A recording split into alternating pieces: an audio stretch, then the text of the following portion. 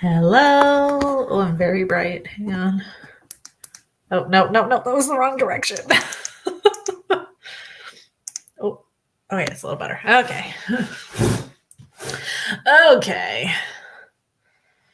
Panicked for a second. So sorry for the awkward gap in the intro there. I didn't hear it, and then I realized my computer was on mute, and I thought something happened. Hello, Marielle. Hello. Oh, hello, Bree. Hello, Justin. Welcome. Hopefully, you guys are having a nice night and you had a nice Saturday. I went to work, which is why I look like this. Didn't even take my hair down or anything. You're still in our work ponytail today. Uh, how are y'all doing today? Was it that behind? Oh no, my thing is just behind. Okay, there we go. Hey, Des. Hello. Welcome. I'm in a very bookish mood right now. Since it's all patrons in here right now, I just filmed a huge book haul just for the Patreon. Because the employee discount at Barnes & Noble increased. Woohoo! So I went on a book buying spree.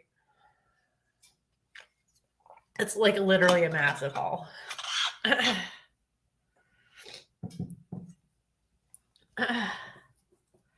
Staying in all day. Nice.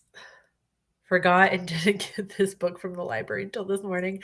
Read it in one sitting, finished about a half hour ago. Wow. I mean, luckily it's kind of small. It's not the longest book we've ever read by far.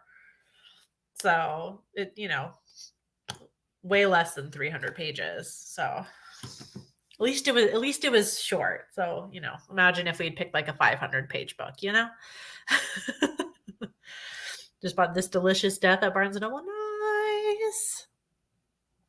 Nice.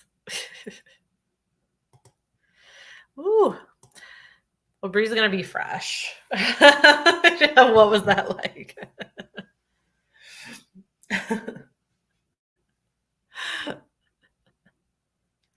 Honestly, I think it might be a pretty good way to read this book because I read it in, I think, like 3 sittings, and for some bits I kind of like went back like 5 or 6 pages to read, like leading up to where I left off, because I don't know, I think I may have preferred to try and read it in one sitting, but so I can't imagine it would be too bad. Hey, Tana. I do have a little quiz for us to warm up since there's enough of you here now. If you guys want to play, I thought we would do a little bit of book like vocabulary a bit and see how that goes. We'll see. This might just be fun for me, but don't think I could have read it in one sitting. It was kind of a heavy topic, but I feel like I guess we'll get into it. I feel in a second. I feel like the flow of it, I don't know. We'll get into it in a second. Let's play a game really fast. Let's warm up before we talk about this topic. Okay, so I do have just 2 terms and 2 pictures, I guess, that I'm going to ask the terms for. Hey, low carb. Oh my God. Are you okay now?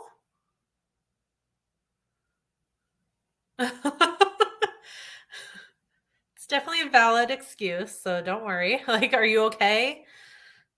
Are you feeling better? You're not like sitting here watching this when you should like be going to the hospital or something, right?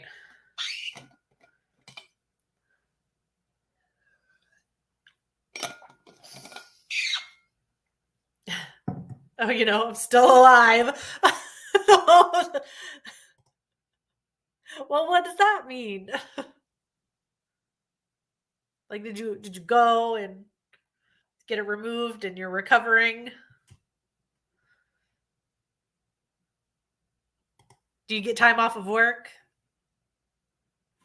That'd be great, sucks that your appendix burst, but like nice if you get some time off of work to just like lay around and rest. I think Tana gets a point just for that. I think. Hold on, let me get a pen. I think everyone would probably agree. I think Tana, you get a point. Can I just have a normal pen? It's literally impossible in this room, I swear. Still going through a process, multiple hospital visits. Oh no.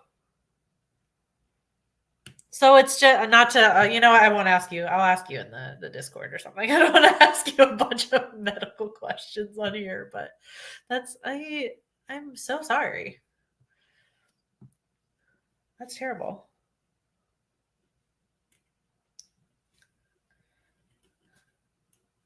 Yeah, we're getting points for Tana.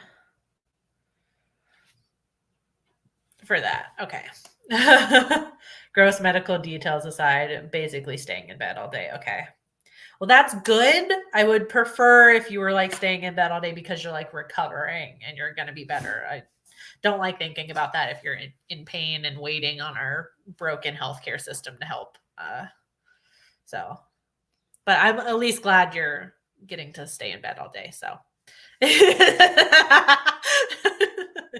give me the points. Yep, you got the points. You got the points. You got the points. Don't worry. Okay. All right. Well, let's play a little game. Let's play a little game, and we can talk about this book, and we'll give Tana the rundown since you didn't finish it for very obvious and very good reasons. So we'll give you the lowdown on what happens. Don't worry. But let's play a game really quick. So we're gonna play a bit of book vocab. It's just 4 questions. This might only be fun for me. I don't know. I think they might be easy. Maybe. So first one, you give me the definition. What is an ARC or an ARC? I have 2 like terms like this and then 2 pictures that I'm going to ask for. What is an ARC? Currently fine, just sore. If you want to play in on the Discord, gotcha. Wow, all 3 of you, I feel like popped in right at the same time. I might just have to go based on my eyes, and I genuinely saw Des, Marielle, and oh yeah, you know what, Marielle, I didn't notice it until you said something though, so you should have. Lesson for next time, Vicky is not the most observant. My brain was like, yep, that's right. But since I didn't catch it until you pointed it out, I will honor the point. All 3 of you are going to get a point because genuinely, I saw them all pop in at the same time.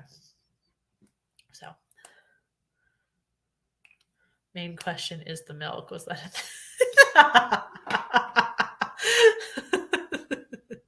Okay, I'll save Tana's question here for a second. I don't know if I can answer that, but okay. Let's do a picture. Oh, actually, let me get rid of this. Hold on, banner. Sorry. Yes, you guys were all right. It's an advanced reader copy. That's advanced reader copy. They send them out to bookstores. We have like a whole bookshelf in our break room full of ARCs and influencers to read books ahead of time. And I did give Marielle an ARC. I got an extra ARC for Pinata, one of our past reads. So I sent her the copy because I got an extra one. I'm that popular, guys. Okay, next, this picture here, I'm going to show you what is this kind of edge called with this style. Hopefully you can kind of see. What is that kind of edge of the book called?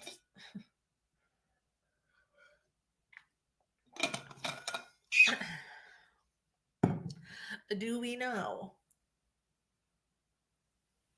I thought you were talking about a story arc. I mean, not bad.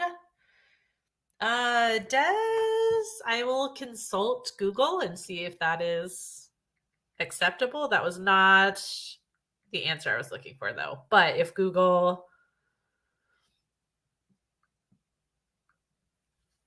says yes, then you would get the point.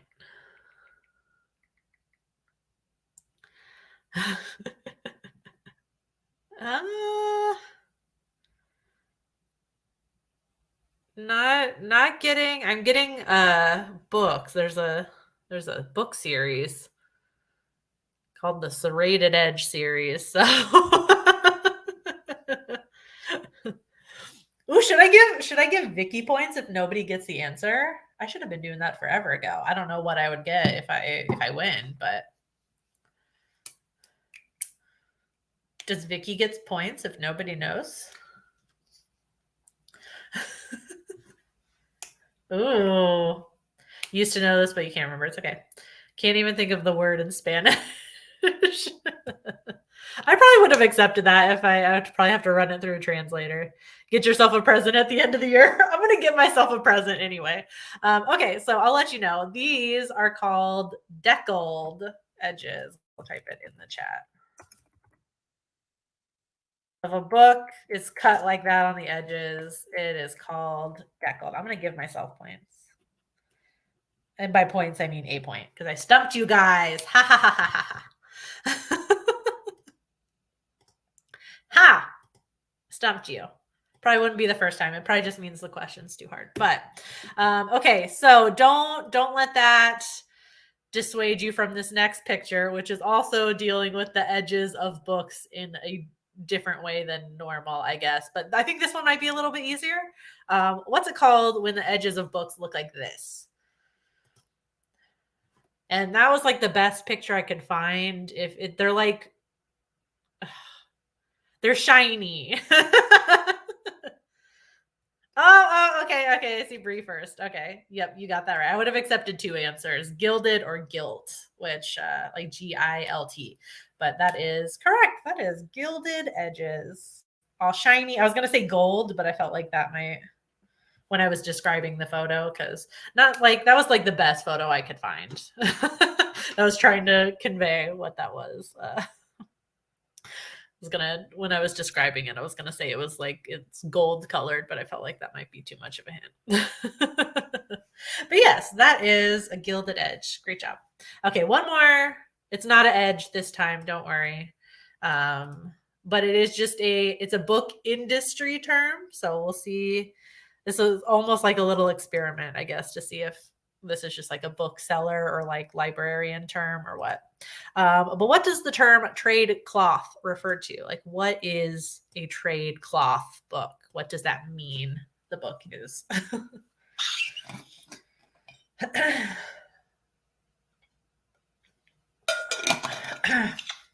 I can say what format is the book in, I guess, if it is a trade cloth. That's a hint, I guess, maybe. Does anybody know what's a trade cloth? If everybody gets this right. I say this to customers all the time at work, just not thinking, and I get weird looks sometimes. So I don't know if people know this term or not, or this is just like a book seller term. Oh, Mariel was right.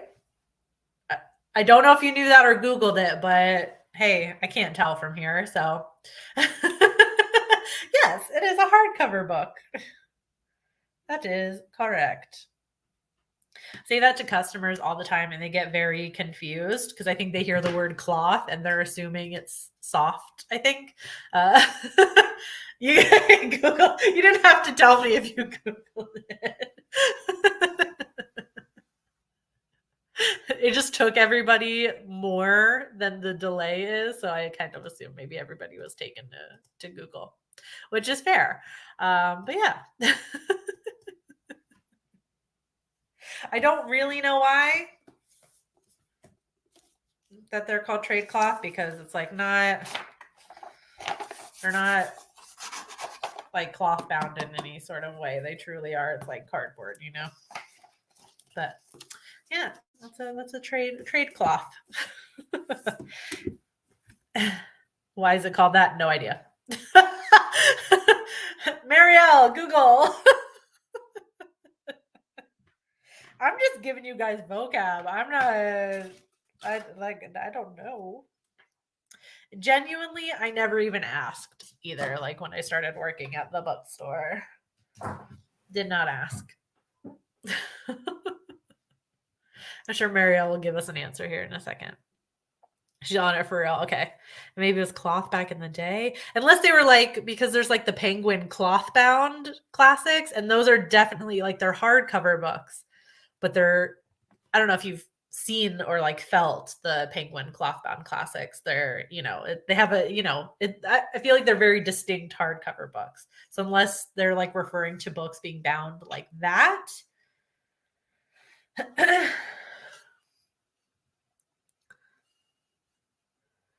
it's literally for the gays. What? Originally, books were bound in different things like leather and cloth fabric. The nicer the fabric, the more expensive the book. Okay, that makes sense. It's literally for the gays. Hey, well, now we know. See, we all learned a little something there. All right. Great job, everybody.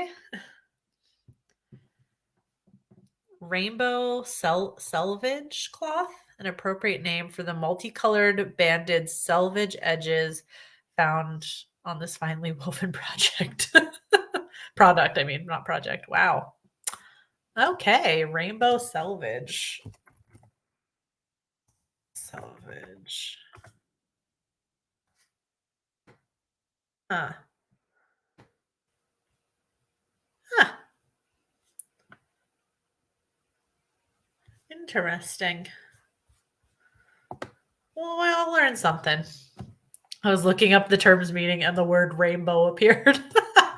It's for the gays, all right. Okay. So, white is for witching. I was very much anticipating this book. Can't wait to hear what you guys thought about it. Where did you leave off, Tana? Just out of curiosity. I don't know if you gave a. Oh yeah, you just said you did not finish it. Where just for my own curiosity, where did you leave off? If you don't mind. No judgment, no judgment. I'm just curious. It's like how much do we have to fill you in on is really the question I'm asking. I know you asked the question about the milk. I genuinely don't even know if I have an answer for you for that one. So honestly, don't remember. Maybe around page 130. Okay. No, that's fair. Okay. Yeah, I was just curious. It's like kind of not me. I'm just gonna flip right to like page 130 and just kind of seeing what's going on. Okay. That's about when Miri goes to university, I think.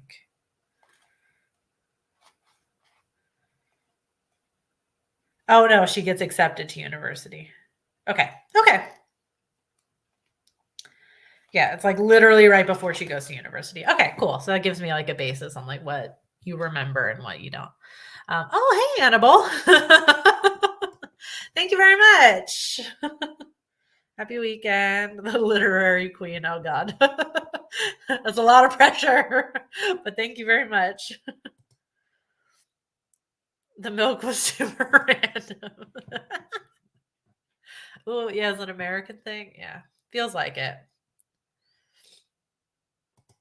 I feel like the girls jumping her is pretty early in the book. Relatively early in the book.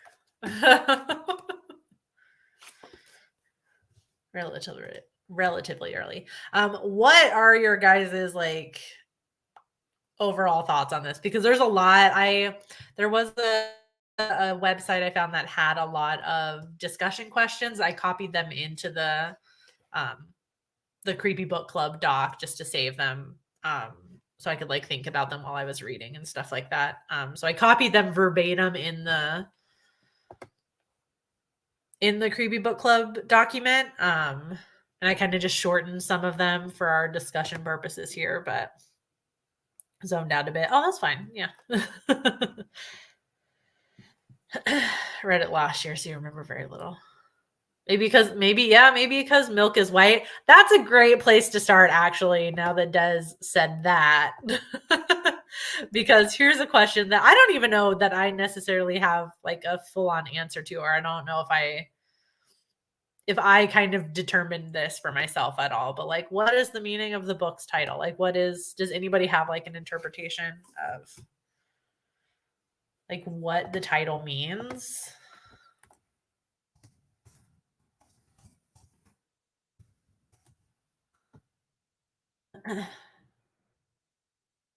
Just curious.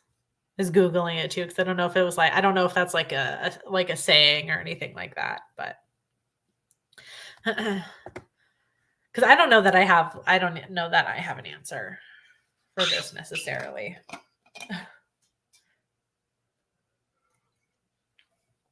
Because maybe I wasn't paying attention too much, but I feel like it doesn't come up that much in the book. So somebody please school me and say, Vicky, you clearly weren't paying attention. But I only remember a couple of distinct moments where there's like, they specifically point out an object that is white.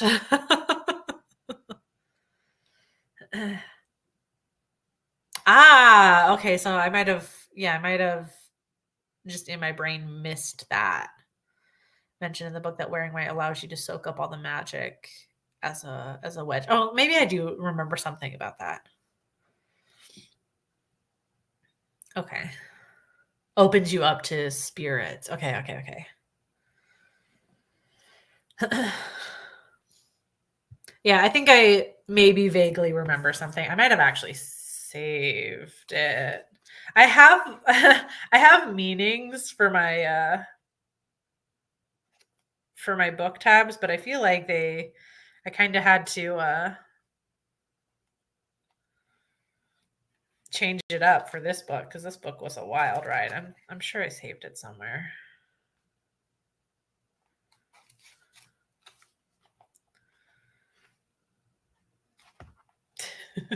Where? I don't know. Oh, I did save it. Okay. Oh yeah. Bree interpreted it much better. Okay, so the direct line in the book. This is the only time that I marked that I remember them saying this, like saying the title. So it's white is for witching, a color to be worn so that all other colors can enter you, so that you may use them. At a pinch, cream will do. So yeah, it's exactly, Bree just described it way better. Essentially what they're saying is that all other colors can enter you, so you can summon things, you can draw power to you to witch something, to perform magic, I guess. Yeah, opens you up to spirits. You are absolutely correct. I marked it so I'd go back to it, and then I didn't. I'd just be talking out of my ass, but to me it's like saying witchcraft is innocent. Like, oh, okay. I mean, there is a term in like practicing of witchcraft of any forms, like, being like a light worker or something like that, meaning like you only do things for the good of like everybody and you don't do things for selfish reasons and things like that. The benefit of having read it like an hour ago. Yeah. So it's related to her wearing the costume of a person that she actually isn't, I guess. Okay. But doesn't she, just now that I'm thinking of it, because they only mentioned like Miri's clothing a couple of times. Yes, I was just going to say that. Doesn't she? And she only wears black. She wears these very like, I think we really only kind of see her clothing through like Elliot's eyes. So it's like, to him, it's like this severe way of dress almost. But yeah, she always wears black.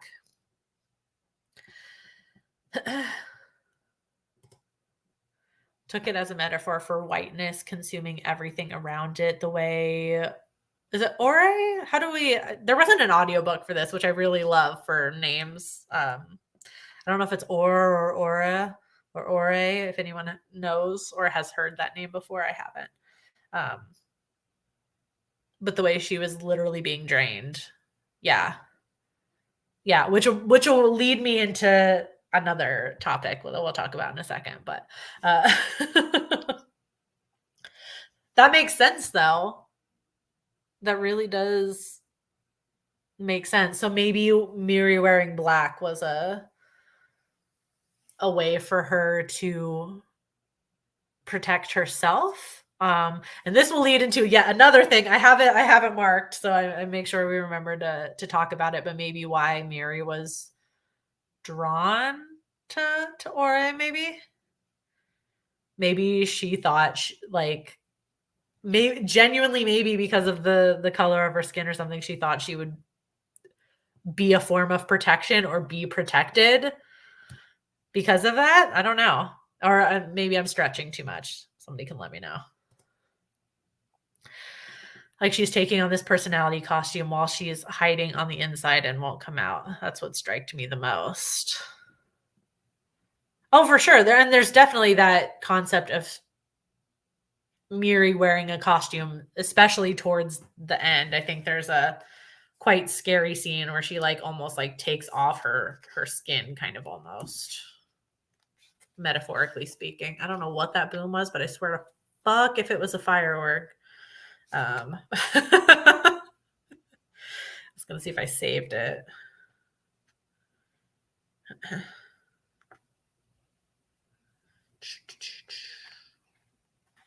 Mm-hmm.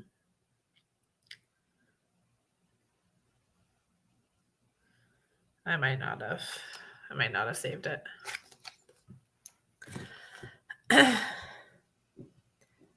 Oh, that is fireworks. You gotta be kidding me. Oh my God. Why? Sorry. I don't think we could possibly read enough into this. I think that's right.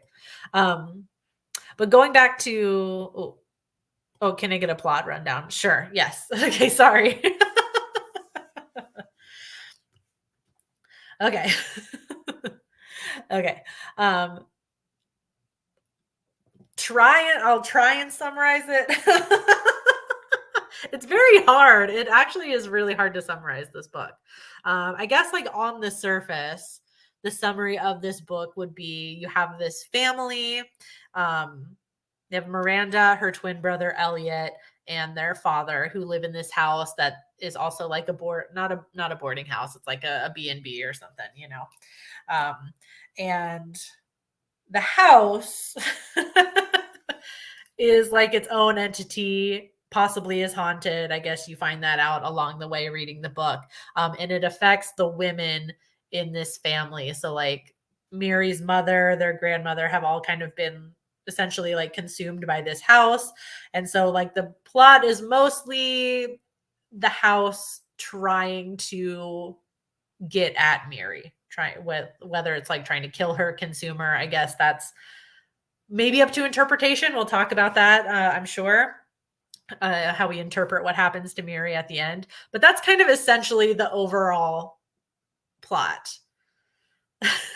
There's not a lot going on. At one point, Miri goes to university, which if you left off at about 1:30, you would have not read that part yet. Because right after page 130, she goes to university. It's a very hard book to describe. There's a lot going on.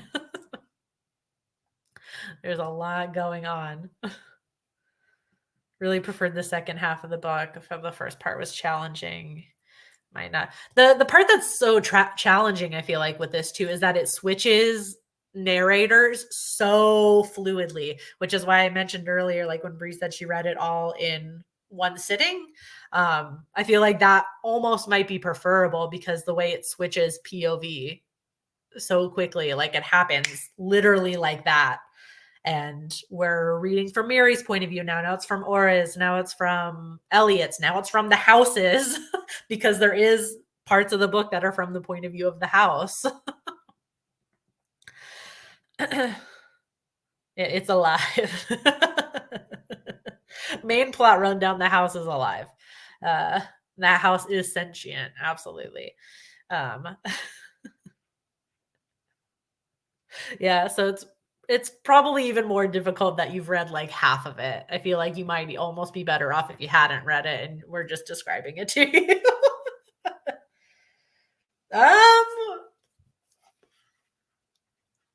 There is house POV throughout. I don't mean anything by that, Tana, but it's throughout. It's the POV switches so fluidly. There's no like there'll be like a break and then it's all of a sudden somebody else's POV. It's so fluid. Which is crazy. Too long didn't read. The racist house won't let the white women leave. I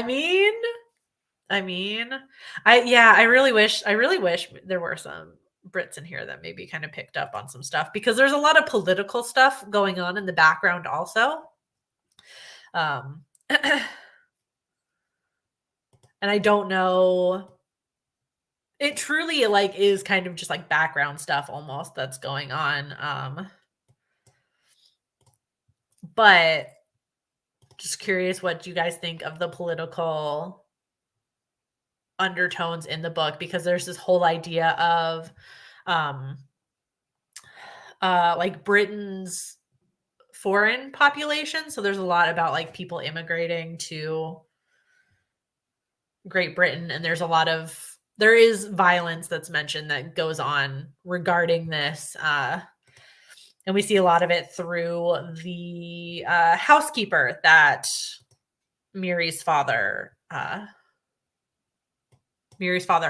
excuse me. I'm gonna mention the people under the stairs. But then again, I read this book a year ago. Not so much in the like literal sense of there being like people under the stairs and people in the walls and things like that, but I guess kind of in a sense, maybe in a sense. I feel like people under the stairs, it's very literal. Like they're alive and they're in there in the house hidden away. And in this one, my interpretation is that they're not alive, but they are still occupying the house. First time they mentioned hidden rooms, the house chooses to open for certain people. I was like, what is this House of Leaves shit? Yeah. Yeah. Oh, Daisy's hello, Daisy. Do you hear the fireworks? Okay. She's going to hang out in here. Hello. Okay. Yeah. All right. Truly don't. Yeah, I was trying to look it up, but it seemed it was like it was a lot to read. I don't know. Truly don't know about UK's political landscape past the regular old racist against immigrants, which I feel like is essentially what's going on. It's racism, guys.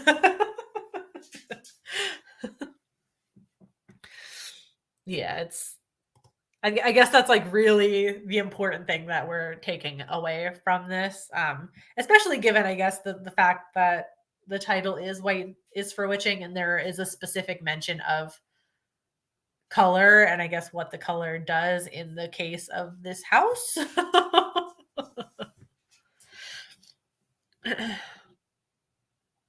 It's the whole story is very strange the way it weaves all of this together. Guys, it's racist.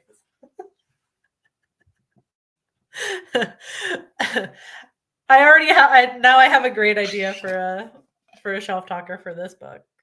I'll just rehash one. I can't remember what book I wrote this about, but I think the shelf talker I wrote was like, turns out like the villain the entire time it turns out was racism, and that was my shelf talker for it. or the monster the entire time was racism. I feel like that's this book. The haunted house is racism. That's this book. Or I might steal Dez's for a shelf talker. The TLDR racist house won't let the white women leave.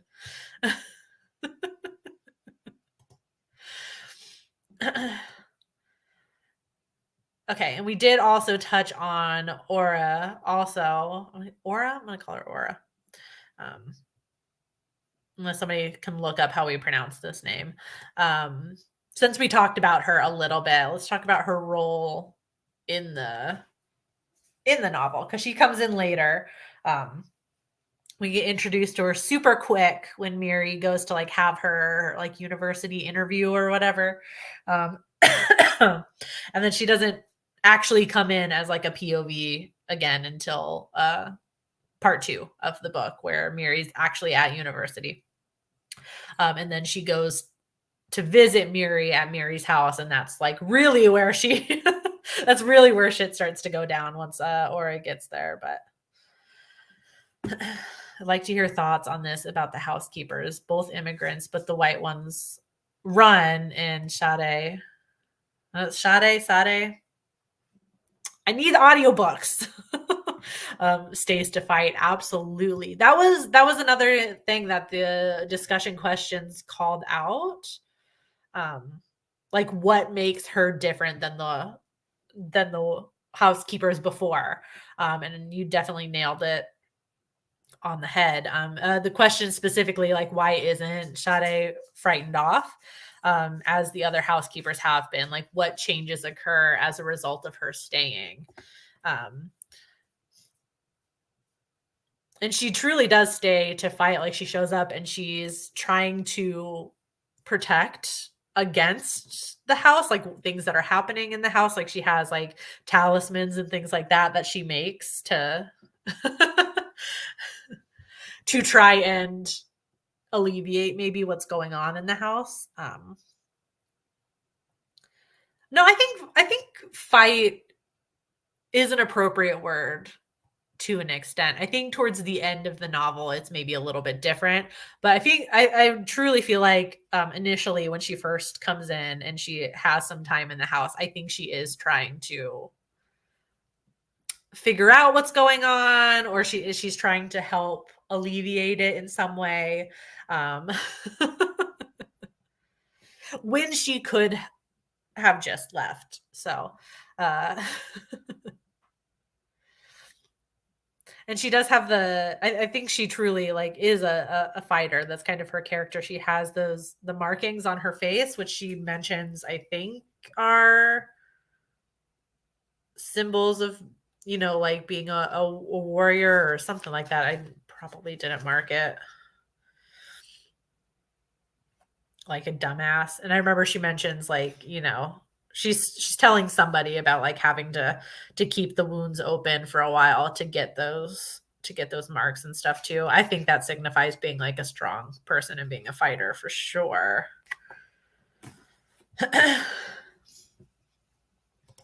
I'm an Aussie, but I have a fair handle on British nationalism. That makes sense. So the BNP stuff I was familiar with. Okay.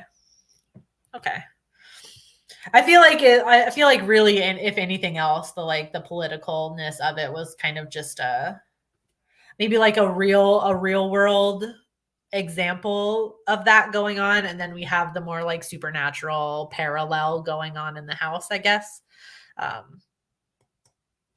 That's my only explanation, but I'd love to hear what you guys think about Aura's character and like what, her purpose in the book, I guess. Because she pops in like right at the last half, really, and that's where she starts to make a play. Yeah, only the men, and yeah, that's correct too. Yeah, get the marks, and she did it to herself. Yep. I feel like that still signifies that she's a fighter for sure. The fact that she didn't just run, I think, already.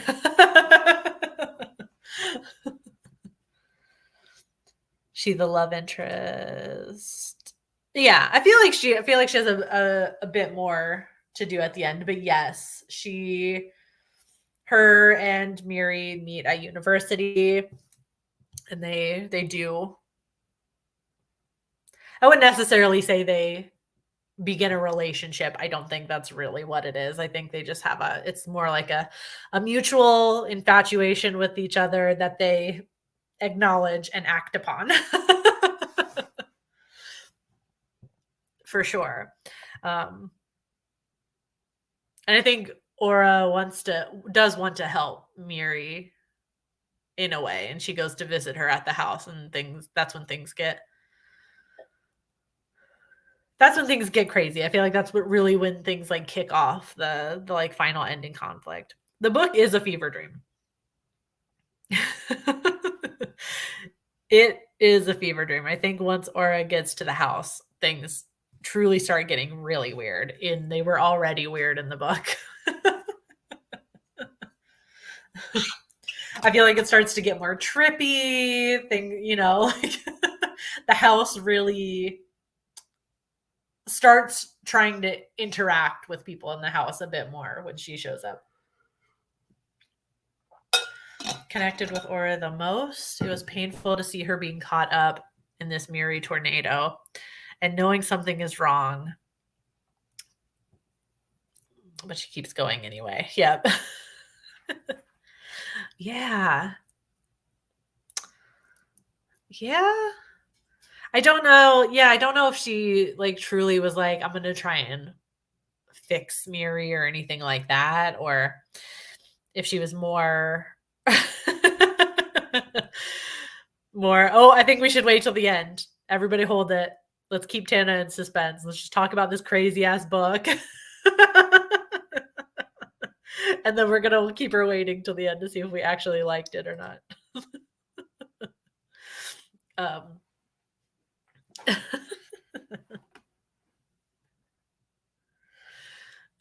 Yeah, I don't know. I just don't know. I would love to know if you guys like interpret like if Aura thinks she's trying to help Miri and that's like not rude. I think it's fun.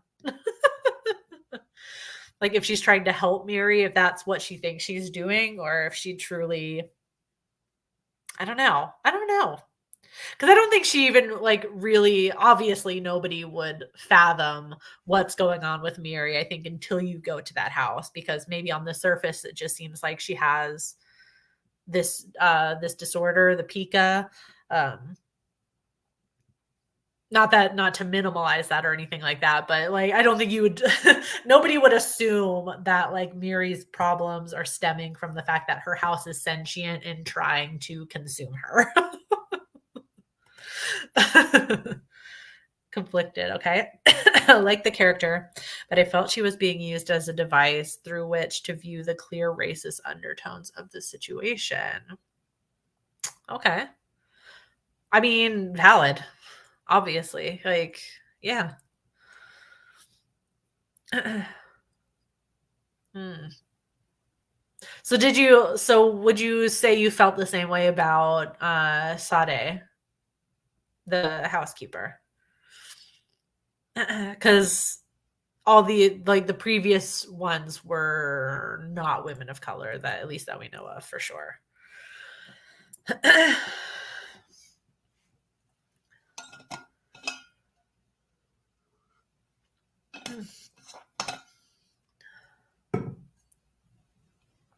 Assumed Aura was a bit of a self-insert for the author, like maybe she was affected by a tumultuous relationship. Maybe it like genuinely it could be. Oh god, sorry, just went elbow slipped right on the bug.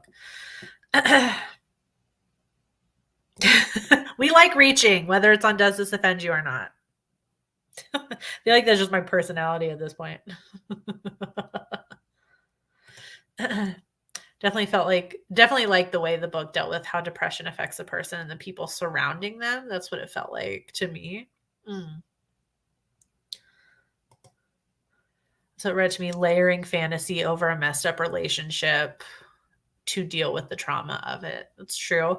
I feel like there's also, given that a main character is this house that theoretically, however you want to interpret it, consumes the matriarchy, right? It's consuming down like a matriarchal line here, like mother, grandmother, daughter. There could be a sense of, I guess, maybe like there's a generational aspect to it also, like the passing down of these things. And we see it's a bit low hanging fruit. And I don't love to make this connection, but the fact that it is a house and the fact that they're women, that the house could be representative of, this idea of passing down these things through birth, essentially. I hate making that connection, but Sane was a participant in the situation, but Aura was an observer, a third-party lens. Ooh, okay. Okay. I definitely saw Aura for sure as that, like seeing it as I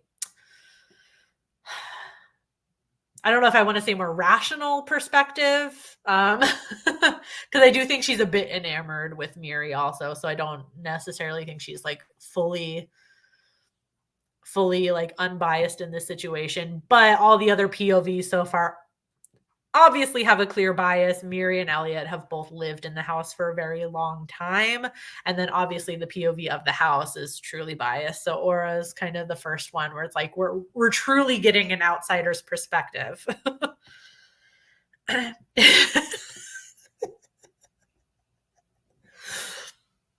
It's our good friend generational trauma.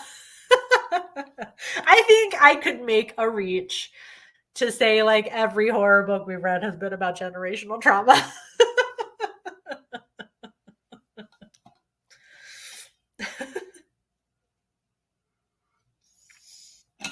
That's my reach. That's the one I always reach for. It's all about generational trauma. I feel like that's low hanging fruit though for this particular story with a house and it being women and stuff like that. I don't like making that connection, so I'm not proud of it. Not proud of that.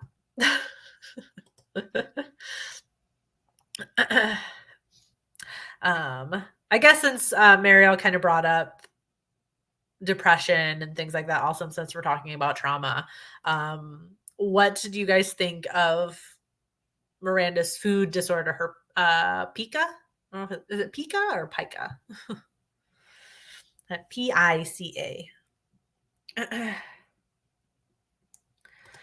Tying it back to my personal interpretation of things, it could be a person that is / feels helpless to do anything when someone is suffering.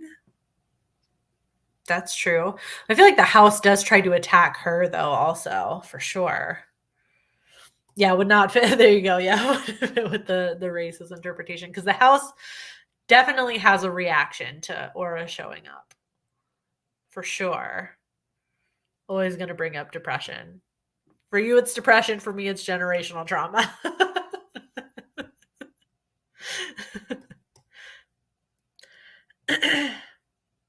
And that's the beauty of reading. There goes Des. Yes, both things can be true. You are absolutely right. Both things can be true. But I thought her I'm going to just keep calling it Pika. Hopefully that's the right way to say it. Was kind of like the political undertones, where it was like an undertone where it was like for a long while in the book, I'm like, I don't really know what bearing this has on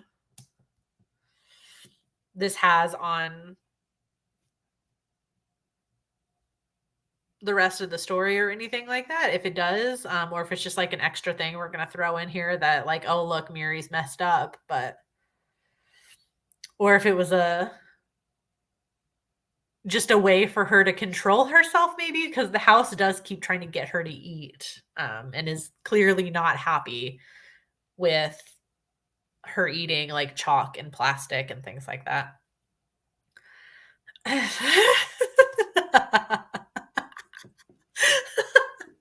That's the tagline of Creepy Book Club. Depression, generational trauma, just girly things. That is the tagline of Creepy Book Club, I feel like. Oh, excuse me. Oh, I'm clearly sleepy.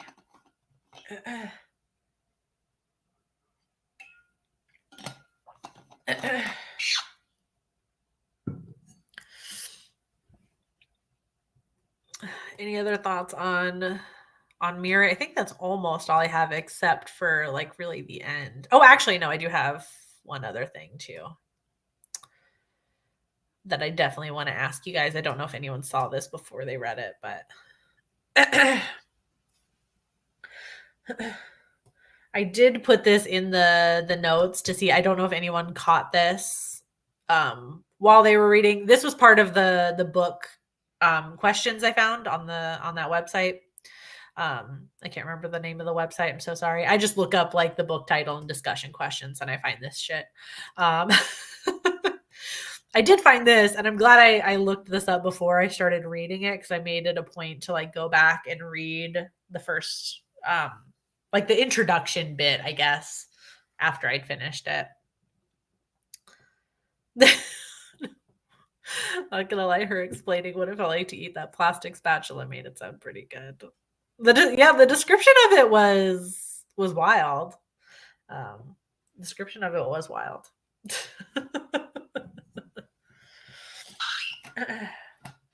Yeah, I just thought a bit of a ways to like control her existence, I guess, but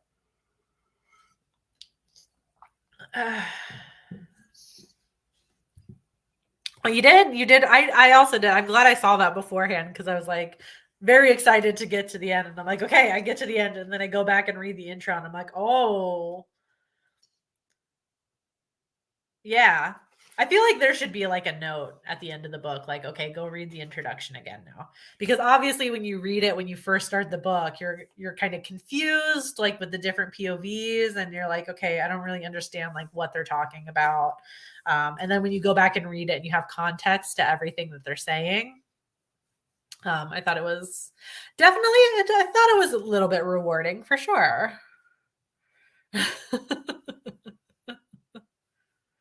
I think it ultimately just showed like there's different ways you can interpret the book also because literally the characters in the book all also interpret what happened differently. And I can imagine that we might all have our own interpretation of what happens at the end of this book. What happens to Miri essentially. And that's the question they're all answering in the introduction. Tana, maybe if you don't remember, essentially what they're answering, is like what happened to Miranda? Like, is she alive? Where is she? So rereading it after you've read the end of the book is interesting. Annabelle with all caps. Wow. The beauty of reading has eluded me for a while because of timing and space. The wealth of knowledge is an understatement. Ignore the caps. Okay, they're friendly. I don't ever think you're yelling, Annabelle. Don't worry. Yeah. Didn't reread it at the end, but I would like genuinely. You might be tired of it since you just marathoned it, but maybe in the next couple of days, like go back and reread the intro after having read the ending. This was the book to have a discussion about. Good choice. This one, yeah, I would say definitely though this one was my choice for sure.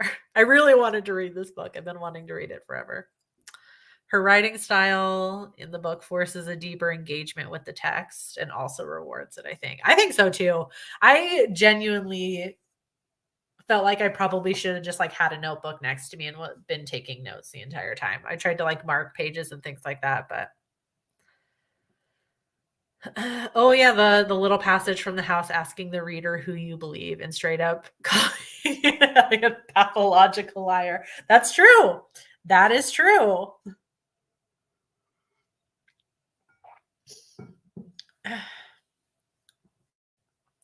Yeah, the intro, I will say, yeah, the intro doesn't make any sense when you first read it. And then when you finish the book and you go back and reread the intro, it makes complete sense. That I can guarantee you if you ever decide you're gonna to finish reading it, things like that. It does make sense. Um,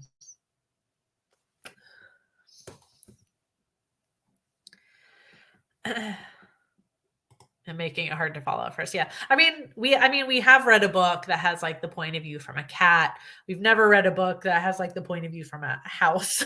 I think that was a bit wild. Yeah.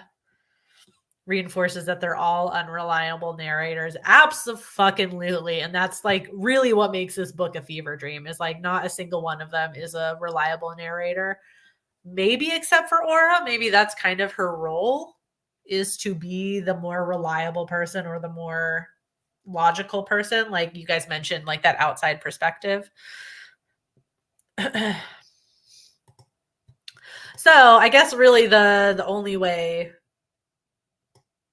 we could go on and on about this book, I'm sure. I guess truly the only way to like wrap up the discussion though is what do you interpret Miranda's fate to be?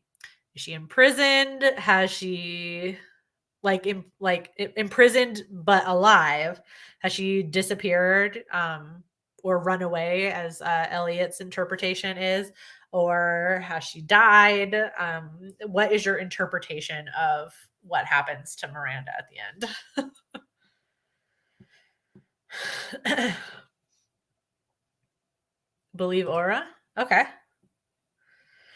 It's probably why she's so passive, like compared to the others. Yeah, possibly because she's truly meant to be like an unbiased reaction to what's going on. Elliot slander. Okay. Also, Elliot is a gaslighting stalker douche who's like, look, I baked a pie. Now get over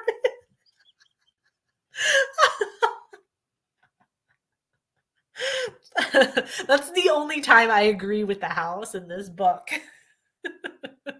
And the house called out Elliot for being a pathological liar. Yes. The further I get into the book, like the more I was like, this Elliot guy fucking sucks. He is just a dick. And he's fucking weird too. Like, do you guys remember how he's like, I truly hope he is a pathological liar. Where she talks about literally, I think the term he used was like when Miranda like kissed his dick. I I definitely marked it because I'm like, what the actual fuck? Yep, I did mark it. I just went off the rails as to, asking the question of what happened to Miranda. But if Des got me started on Elliot slander for a second here.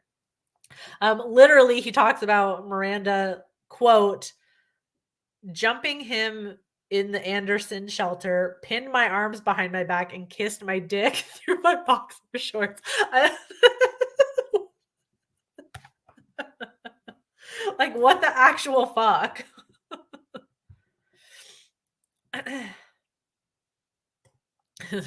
Yes, the book said, yeah. Luckily, I wrote this down. Okay, I think she leaves to try to heal and then come back to life when she's better. Okay. So you think she like straight up leaves the house and is gone?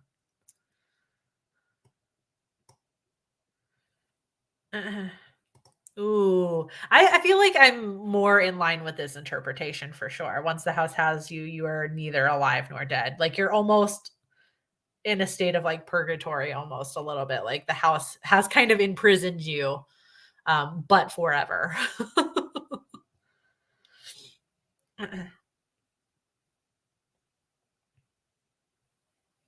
That's true. Whatever happened to Miranda, she is lost to the house. I think I'm like whatever interpretation, I think I definitely don't believe that she left the house. I think that's what Elliot wants to believe. Sorry, Marielle. I'm sorry. I just think that's what Elliot wants to believe because honestly, he's a dick, and I feel like he probably feels some guilt for not helping his sister more. And truly just being jealous of her. Can we just be honest for a second? I hate Elliot. I hate him so much. He's fucking weird. and I don't like it. I don't know. There was like that and some other comment earlier on in the book where I was like, incest. Hold on, I think I actually marked the page. I wrote it in my notes too because I was like, question mark, question mark, question mark.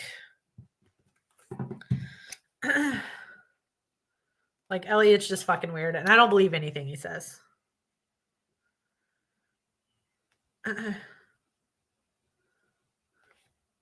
I hate Elliot.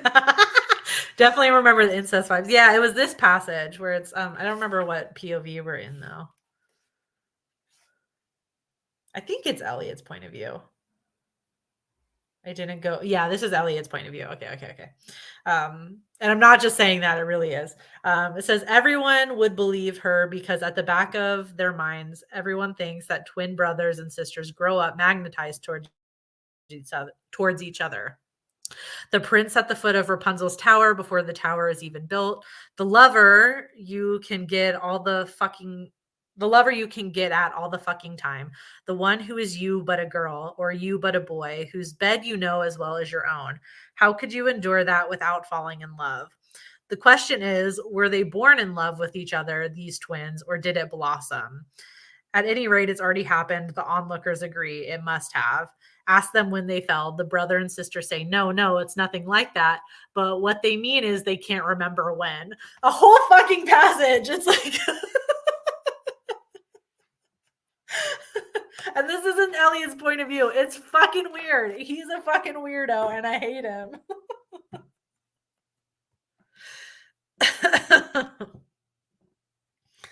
Yeah, incest vibes for sure. Oh, Brie. Oh,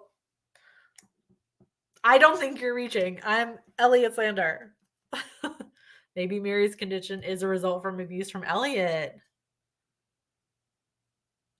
Ooh. Yeah, there is like fucking weird allusions to incest in here that, especially that first one, because that's on page like 44. That's early on in the book where I genuinely was like, what the fuck? The fact that I wrote down the page number in my notes app too, with just incest and a million question marks next to it. Honestly, I think you might be onto something. True. Yeah, I agree. That's nuts. That would, and then she develops these disorders because of that. I would fully believe that. And maybe that's where further reaching, like it's home, it's happening at home, it's happening within her family. So therefore, like we create this reality where like the house is trying to keep her there because that's where her trauma stems from. I think that's a brilliant way to end that discussion.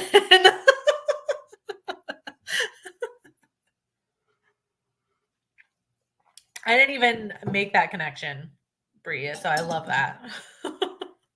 I truly love that. Okay, so now for Tana's benefit, everybody.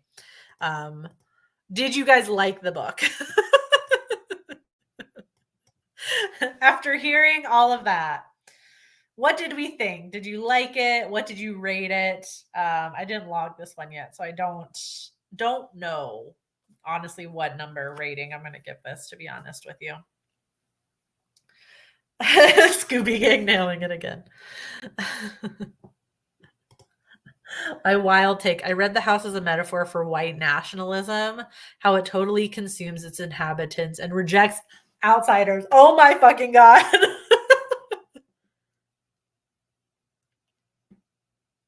But that's 1,000% right though. I think both things can exist. Like you said earlier, I love that interpretation also. I think you're also spot on. I mean, it's not like, like a house being used as like a microcosm for the world is not a wild thing at all. So I'm on board with that one also. Finally, I must know. After hearing all of that, I should have asked you, Tana, though, what you thought we were gonna say, like based on the discussion. Did we like it or did we not? I should have asked you first, but Ended up really liking it. Okay, we got a 4 out of 5.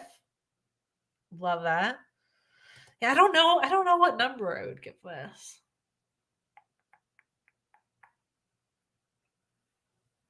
Huh. I wouldn't I think it was a rewarding read. I don't know that I would say it was, like, necessarily an enjoying read or enjoyable read, I should say. I clearly can't talk. Um, I wouldn't necessarily call this, like, an enjoyable read. I was excited to read it, and I think it was rewarding, and I'm glad I read it. Um,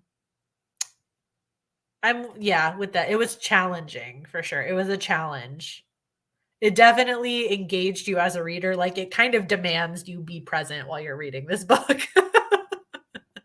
Like, this is not something I think you read just for funsies, just as, like, a cute little read, like, you have to be present while you're reading this book, I think, so, rewarding is the best word I can say to describe this experience, yeah. Say rewarding, for sure. So, I guess in that sense, I did like it. I didn't hate the experience. I hate Elliot, but I didn't hate the experience of reading this book. It's just like it was to describe the plot to you, it's very hard to describe my feelings on the book, I feel like. Yeah, I couldn't really say I enjoyed it. I wrote that I wished it was more like the second half throughout, okay. Helen Oyeyemi, like, they said I couldn't jam 20 themes into 230 pages, just watch me. She wins. She wins. I don't know that I've read a book quite as short as this that has so much goddamn meaning in it.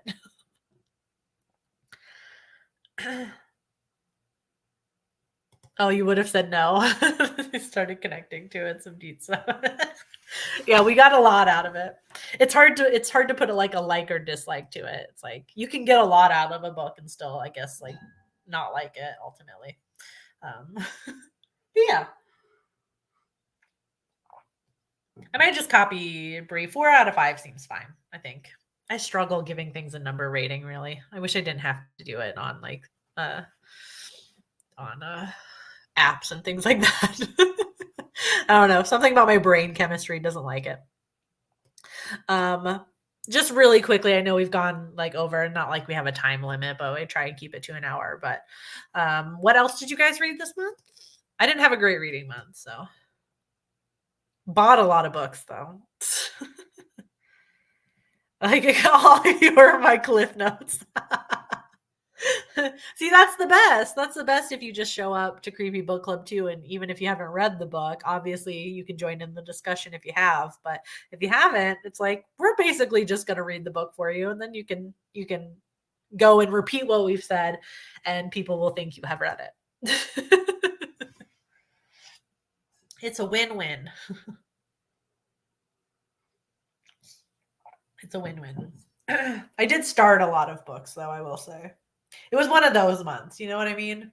Whereas like I was in the mood to read like 75 different books. So I started a whole bunch of them.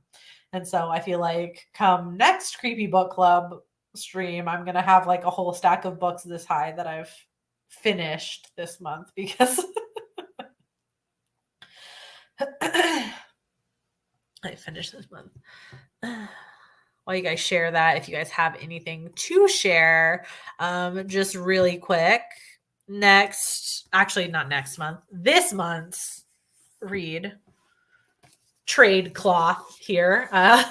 The Haunting of Alejandra by V. Castro. Very excited about this. Especially after Goddess of Filth, which I feel like I distinctly remember saying I loved, but it was far too short.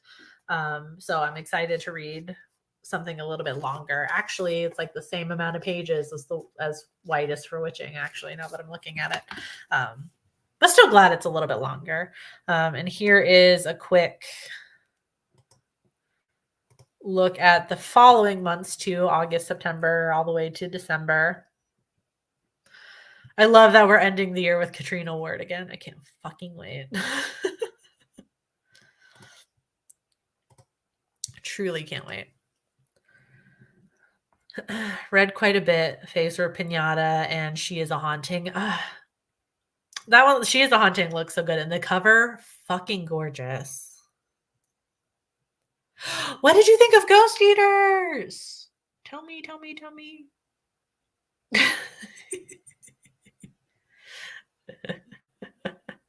I loved Ghost Eaters so much. I want to know what you thought about it.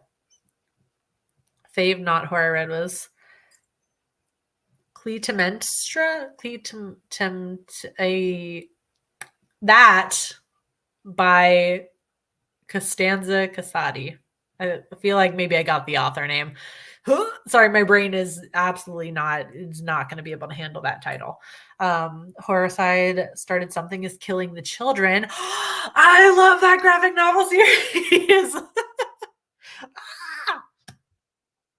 Oh my god, I can't wait to hear what you think about it. I am loving that series so much. I think this is like the closest I will get to being like a graphic novel person, because I feel like every single one I've read is like a one-off. It's not a series, and I've definitely never read a graphic novel series like while it's being like produced and made. But I am loving it so much so far. The book goddess. Titles I can't live up to. No, you can cheat and pass the notes. I do it all the time at work. My coworker tells me about a book they read, and then 2 days later, I'm telling a customer about it like I read it. I mean, hello. You loved Ghost Eaters. Yay! I thought it was so good. Such an interesting way to interpret a haunting, I think. I also recommend House. I still haven't read any TJ Klune, actually. He's a big deal at Barnes and Noble, but I've not read any TJ Klune yet. Heard good things. I've heard really good things. Changeling was an experience. Why are you guys reading all of my favorite books right now? That's one I recommend to everybody too. I think the Changeling is just a fucking fantastic book. I recommend the Ghost Eaters audiobook. I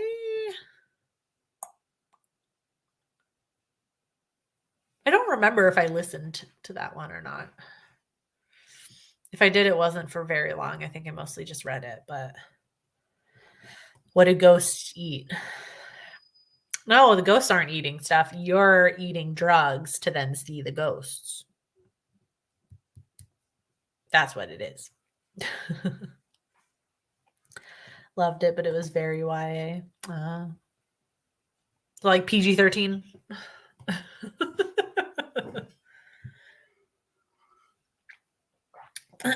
Yep, I kept you guys long enough. Changeling was like the third or fourth creepy book club book. Yeah. Oh yeah, I make people. It's at one time it was my house on Needless Street. All right, I'll go ahead. I'll let you guys go. It's we've been over an hour, but this was another fantastic discussion that I'm going to tell everybody was one of my favorites, even though they all are. Can't wait to talk about Haunting of Alejandra with you guys in a month's time. And the doc is pinned to the top of the chat if you want the full list there of what we're reading for the rest of the year as well. Okay. Thank you guys for hanging out with me. Have a good night / day, Des, all the way across the world. Bye, guys.